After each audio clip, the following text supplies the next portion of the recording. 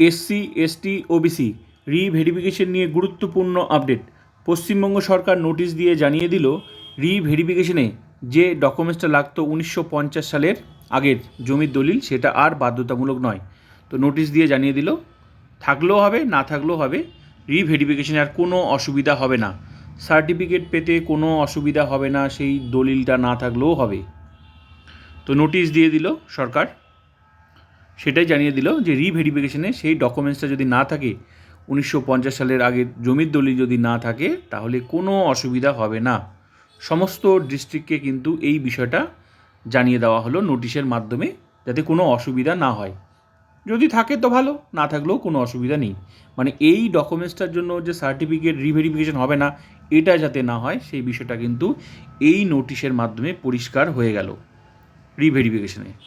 তার মানে বোঝাই যাচ্ছে যে 1950 সালের জমির দলিল আর বাধ্যতামূলক নয়। পরিষ্কার হয়ে গেল, এই নোটিশে পরিষ্কার হয়ে গেল যে 1950 সালের আগের জমির দলিল আর বাধ্যতামূলক নয়। থাকলে ভালো, না থাকলেও ভালো। এটার জন্য কারো আর অসুবিধা হবে না। যাতে কোনো অসুবিধা না হয় তার জন্যই সমস্ত দপ্তরকে, সমস্ত জেলার আধিকারিকদের, অফিসারদেরকে জানিয়ে দেওয়া হলো বিষয়টা। তো ব্রেকিং আপডেট এটাই যে আর অসুবিধা হবে না। 1950 সালের জমির দলিল নিয়ে আর কোনো অসুবিধা হবে না, নোটিশ দিয়ে কিন্তু সরকার জানিয়ে দিল।